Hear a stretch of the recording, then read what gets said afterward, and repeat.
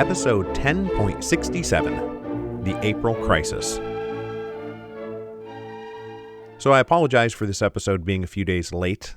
Pub week for Hero of Two Worlds has been insanely hectic, but I have done a bunch of other podcast interviews, including Based on a True Story, My History Can Beat Up Your Politics, Tides of History, Chris Raback's Conversations podcast, as well as a thing on the radio, which is also up on YouTube with KPFA for their Letters and Politics show. I have even more interviews upcoming, including one with Ben Franklin's World, Deeper Social Studies, and LitHub's Keen On podcast. So even though I'm a little late on this podcast episode, if you go out to anyone else's podcast episodes, you'll probably find me popping up. And for all the ones that I've just mentioned that are already out, I'll drop the links to it in the show notes and you can listen to it at your leisure. I also won't belabor this point, but it has been a great week. I'm just so excited and thrilled that Hero of Two Worlds is finally out there and everybody can get their hands on it. People have been sharing photos of them with the book, and I can promise you I will never get tired of looking at those photos. I have an insatiable appetite for all genres of book pictures, including Hero of Two Worlds in front of the indie bookstore where it was purchased at, Hero of Two Worlds with your adorable family pet, Hero of Two Worlds with your alcoholic beverage of choice, that's a particularly popular one, and of course, Hero of Two Worlds in an appropriately beautiful natural setting. I love them all. I thank you all very, very, very, very much. And with that, on with the show. Now, last time we brought Lenin back into the fold, ending with him getting off the train at Finland Station with his fellow émigré Bolsheviks on April 3, 1917. When he returned, he was clutching a draft of what became known as the April Theses, a blunt 10-point plan that he believed should guide the party now that the February Revolution was an accomplished fact. Now, as we've seen, nearly all the revolutionary socialist leaders in Petrograd during the February Revolution wound up going along with the general plan of coming together inside the Soviet while nominally supporting the provisional government as the legitimate government.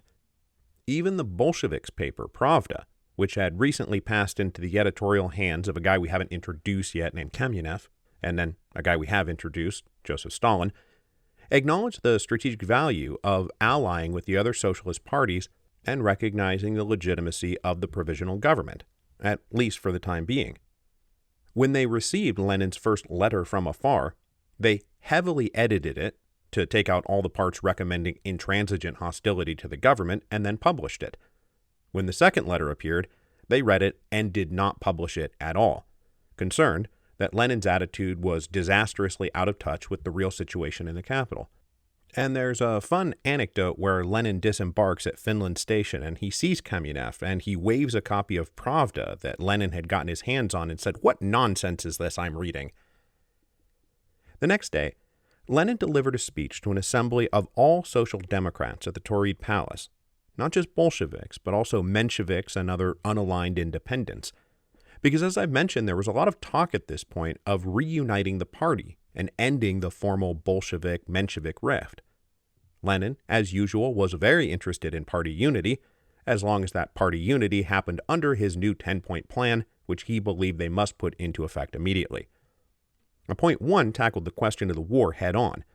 It said, in our attitude towards the war, which, under the new government of Lvov and company, unquestionably remains on Russia's part a predatory imperialist war owing to the capitalist nature of that government, and not the slightest concession to revolutionary defensivism is permissible.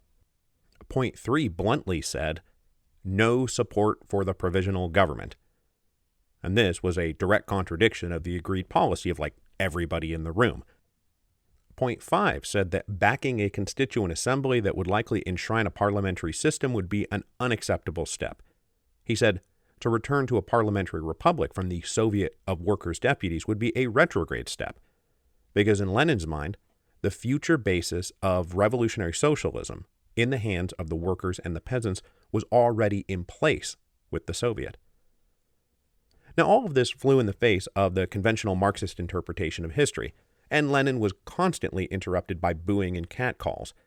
The audience positively hooted at point 2, which said, the specific feature of the present situation in Russia is that the country is passing from the first stage of the revolution to its second stage, which must place power in the hands of the proletariat and the poorest sections of the peasants. Now, is Lenin out here saying that the entire democratic bourgeois stage of history, which is surely supposed to take years or even decades, is already over after a matter of weeks? One fellow Bolshevik called it nothing less than the ravings of a madman. Even Krupskaya appears to have been somewhat surprised to find out what her husband had been so busily working on during the train rides from Switzerland to Russia. She remarked to a comrade, "It seems Ilyich is out of his mind." Even years later, she wrote in her memoirs, the comrades were somewhat taken aback for the moment. Many of them thought that Ilyich was presenting a case in too blunt a manner, and that it was too early to speak of a socialist revolution. When new Foreign Minister Pavel Milyukov got a report of the speech, he was delighted to hear Lenin was blowing up all his credibility. Milyukov said Lenin made his case with such an effrontery and lack of tact that he was compelled to stop and leave the room amidst a storm of booing. He will never survive it. With the general consensus that Lenin had revealed himself to be an out-of-touch lunatic who could be safely ignored, the real leaders of the Russian Revolution went back to work, and they were now joined by many other older émigré leaders. Lenin was not the only one getting off a train. In their desire to prove that Russia was turning a page from despotism to freedom, the provisional government issued a more or less blanket amnesty for Russian exiles, and they all started streaming home. On April 8th, for example, the great SR leader and intellectual Viktor Chernov arrived. A few days later, the positively legendary SR leader Breshkovskaya returned. Mensheviks like Martov and Axelrod would wind their own way home in the first week of May.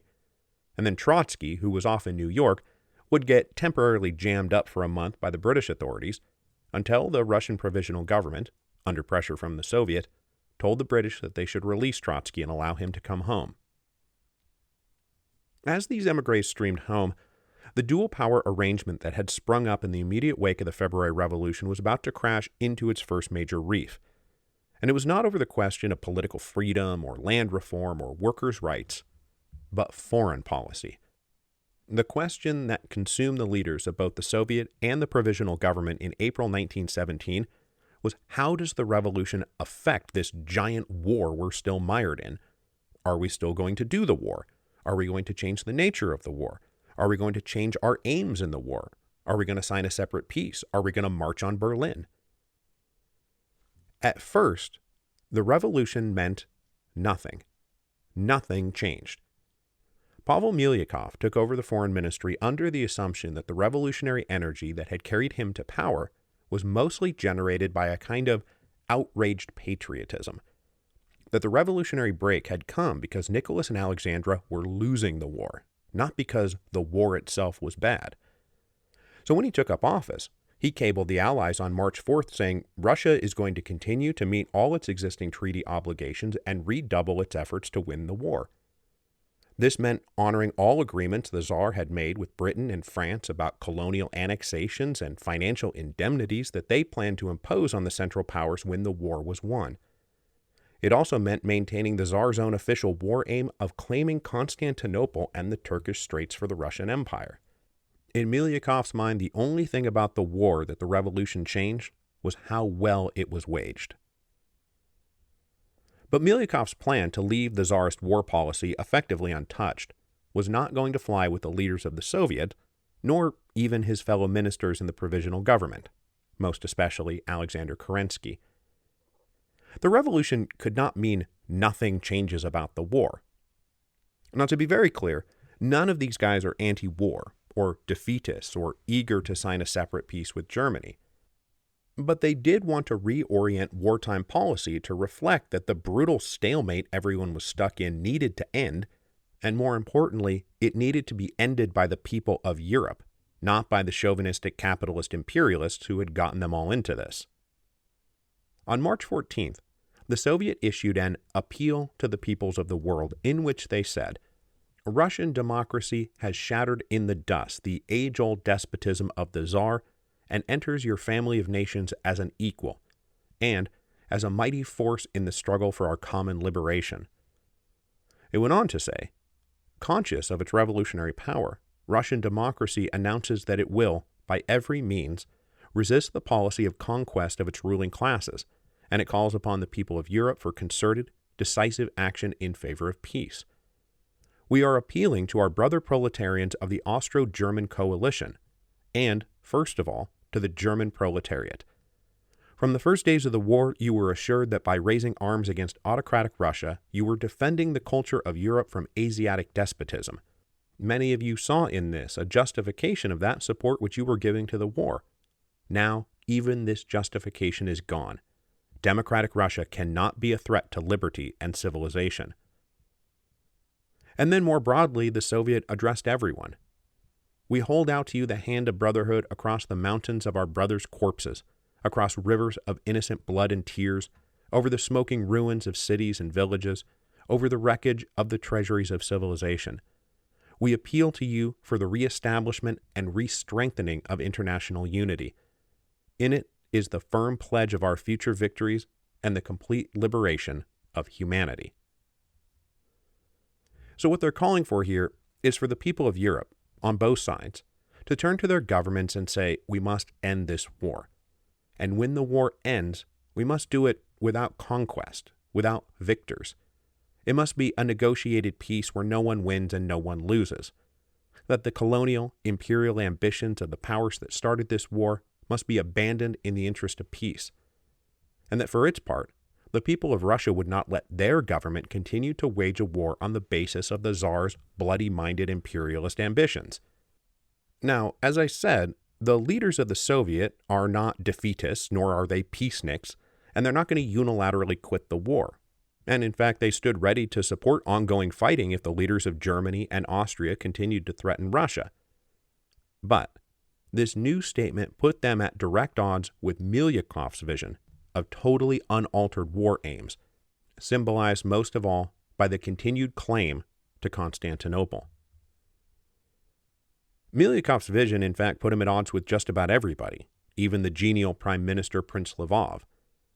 Lvov had been involved in the war effort from day one, and knew full well the alleged dream of annexing Constantinople was not just impractical, it was probably impossible. So when the Soviets started leaning on the provisional government to change its war policy, Prince Lvov was 100% interested in maintaining the tenuous alliance with the Soviet, which he thought indispensable to the functioning of the government, and 0% interested in wrecking that alliance for the sake of Milyakov's impossible dream of Constantinople.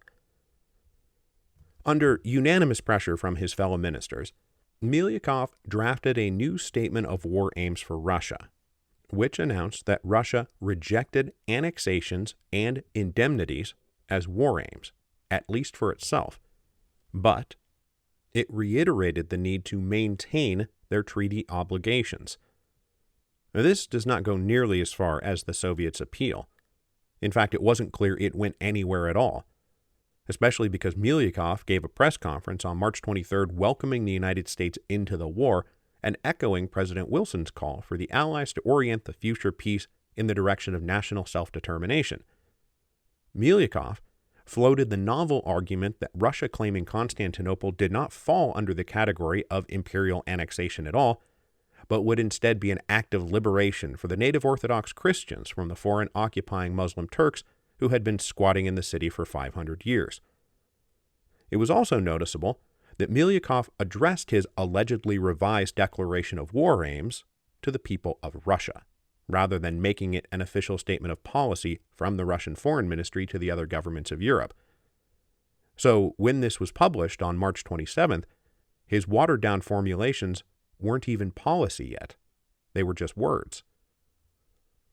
The leaders of the Soviet read this and determined that at a minimum they could not let Milyakov get away with this no annexations or indemnities policy not actually being policy. For the next 2 weeks, they exerted pressure on the provisional government to circulate Milyakov's March 27 declaration as an official statement of policy. When Milyakov held out, Kerensky leaked to the press that the provisional government was on the verge of making it policy, which wasn't true, but he hoped that it would force Milyakov to cave, which is more or less what happened. Even though the other ministers were furious at this misinformation Kerensky had leaked to the press, none of them wanted to die on the hill of Constantinople. So on April 18th, they gathered to draft a revised declaration of war aims that Kerensky said he believed should have satisfied the most violent critics of imperialism. But in reiterating its commitment to winning the war, the statement also said that the Allied war aims were liberatory in nature and thus compatible with the aims of the Russians. It also pledged to recognize, and I'm quoting here, those guarantees and sanctions which are necessary for the prevention of new bloody conflicts in the future. When the leaders of the Soviet got a copy of this draft, they were not mollified, they were not satisfied, they were angry. This revised draft was just a giant exercise in obfuscation. It recast British and French post-war plans as liberations, not annexations, and redefined indemnities and sanctions not as punitive and vengeful extensions of the imperial conflict, but as some kind of medicine that would prevent future wars from breaking out. Nothing was changing here. The text was not well received by the military sections especially, who felt, not unjustifiably, that the government was trying to hoodwink them into resuming the war on behalf of the same old capitalist imperialists, and not on behalf of the freedom and peace of Europe. So, this brings us to the April crisis, the first true test for the provisional government, the first true test for the Soviet, the first true test of the revolution. Now, possibly, the April crisis was also Lenin and the Bolsheviks' first attempt to seize power. But the record is so muddled, and everyone so thoroughly and immediately declaimed responsibility, that whatever evidence exists for this is circumstantial and hearsay, and it's hard to make a definitive determination as to the premeditated involvement of Lenin and the Bolshevik Central Committee. But what we do know is that on April 20th, 1917, the revised war aims started getting published in the paper, and a member of the Soviets' military section went around stirring up angry discontentment and saying we need to march in the streets to protest this. And not only that, we need to march out under arms so they know that we're not kidding. Those who came out tended to come from areas and sections where the Bolshevik presence was strong, and once it got going, Bolshevik Party members were quick to get out in front and encourage others to join the protests. But where are Lenin and the other members of the Central Committee? They stay off the streets and well away from events. So opponents of Lenin are going to say absolutely this was his first attempt at a coup and it didn't work, while defenders of Lenin are going to say, wow, this is just something the Bolsheviks kind of got caught up with that was spontaneous and which Lenin himself did not orchestrate as a power grab.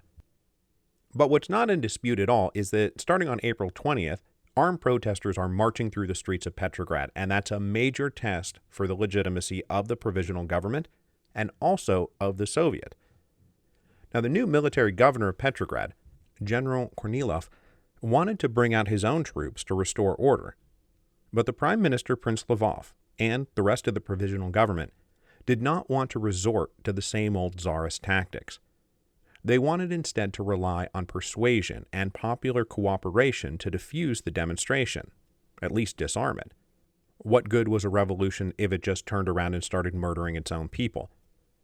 Events then became very complicated when, a few hours later, a counter-demonstration showing support for Milyukov also spontaneously formed and started marching around Petrograd. Events like this convinced Kerensky that in his estimation, the two greatest dangers to the Russian Republic were, and I'm quoting here, followers of Milyukov and those of Lenin. Kerensky believed they now represented the two radically uncompromising poles of the revolution that would wreck everything, while everyone else was trying to make a good faith effort to reach a unified compromise. That night, the leaders of the Soviet and the provisional government met to figure out how they could resolve the polarizing conflict. The general sense on both sides was Milyukov needed to back down. All they needed to do to resolve the crisis was let the revolution be a thing and revolutionize Russia, not just domestically, but internationally. I mean, why not commit to peace without annexations and indemnities? Especially if not making that commitment would wreck revolutionary unity and invite their collective downfall. Viktor Chernov, who was there at this meeting, made a joke that everyone could nod along with, that Constantinople was a question of geography, best left to the Minister of Education, not a question of statecraft, in the hands of the foreign minister. They came to no firm resolution that night, but when the armed demonstrations continued the next day and in fact got worse, they recognized it as a challenge not just to the authority of the provisional government, but to the Soviets' authority as the sovereign voice of the people. With clashes breaking out all over the city and a couple people winding up dead, the Soviet issued an order declaring these protests did not have the Soviet sanctions and they must cease at once. They instructed all citizens to disarm and go home, and that everyone must maintain order, peace, and discipline. And this mostly did the trick. The workers and the soldiers did believe the Soviet had some kind of legitimate authority. And then, if we followed the story that Lenin and his comrades were behind all of this, their own line was that the Soviet was the legitimate authority, and to wreck that legitimate authority by contesting the order would have long-term strategic consequences. Lenin wanted to take over the Soviet, not wreck it. So the 2 days of armed demonstrations in Petrograd came to an end. When the crisis passed, the provisional government issued a declaration on April 26th, emphasizing that they did not want to have to turn to czarist tactics to keep order, and they were essentially pleading with the people to please remain orderly and peaceful. The provisional government, the statement read, believes that the power of the state should not be based on violence and coercion, but on the consent of free citizens to submit to the power which they themselves created. Not a single drop of blood has been shed through its faults, nor have restrictive measures been established against any trend of public opinion. They also warned of the dangers of allowing the destructive and chaotic impulses of the people to get the better of them. They should avoid the path, and I'm quoting here, well known to history, leading from freedom through civil war and anarchy to reaction and the return of despotism. Now, this is a path that we here on the Revolutions podcast also know quite well, but in this case is specifically referring to the French Revolution, which everybody who's involved in the Russian Revolution knows all about. The provisional government concluded with a promise to bring in more constructive elements into the government to focus on fulfilling the promise of the revolution and earning the trust of the people. But in the meantime, everybody should be patient. If given a chance, everyone will see that everything is cool and good and on track. Now, what they meant by bringing more constructive elements into the government was something the leaders of the Soviet had been resisting since day one: a coalition government of socialists and liberals. Remember, for the past 8 weeks, the leaders of the socialist parties have been purposefully trying to stay out of the government, both for the ideological reason that the bourgeoisie are supposed to rule, so you guys rule, but also for the very practical reason that the government was bound to make itself unpopular, and they didn't want to be the ones being blamed when things went badly. They wanted to be the ones doing the blaming. But after the April crisis, Prince Lvov went back to the Soviet and pressed them to join a coalition that would unite the liberal and socialist wings of the revolution, end dual power, and hopefully prevent the collapse of the revolution. The SRs now took this offer seriously and believed they could do a great deal with the power being offered to them. The Mensheviks were more reserved, as they still really liked the idea of letting the liberal bourgeoisie have power during their appointed historical hour, so that later the socialists could overthrow them and have power during their appointed historical hour.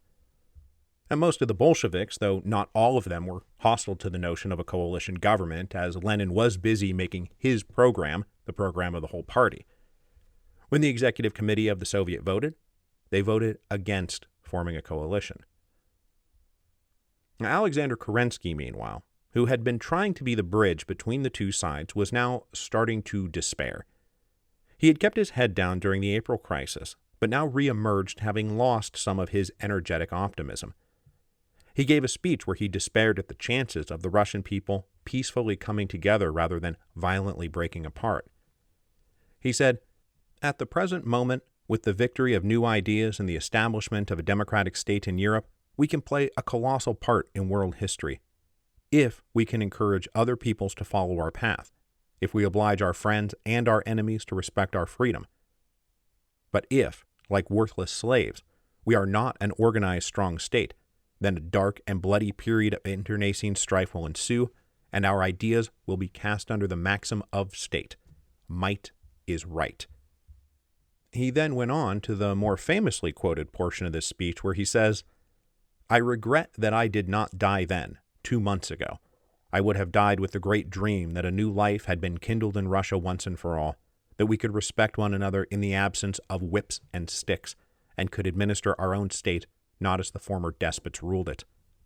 He was no longer sure that was possible, and he said, "Comrades, you could be patient and silent for 10 years. You were able to carry out your obligations imposed on you by the old hated government. Why do you have no patience now? Surely the free Russian state is not a state of rebellious slaves." Over the next few days, the leaders of the Soviet received many telegrams, petitions, and letters from comrades and supporters across the empire, all of those provisional Soviets that had been forming out there, for example. And they were all saying, "We should form a united coalition government. That's what we want you to do.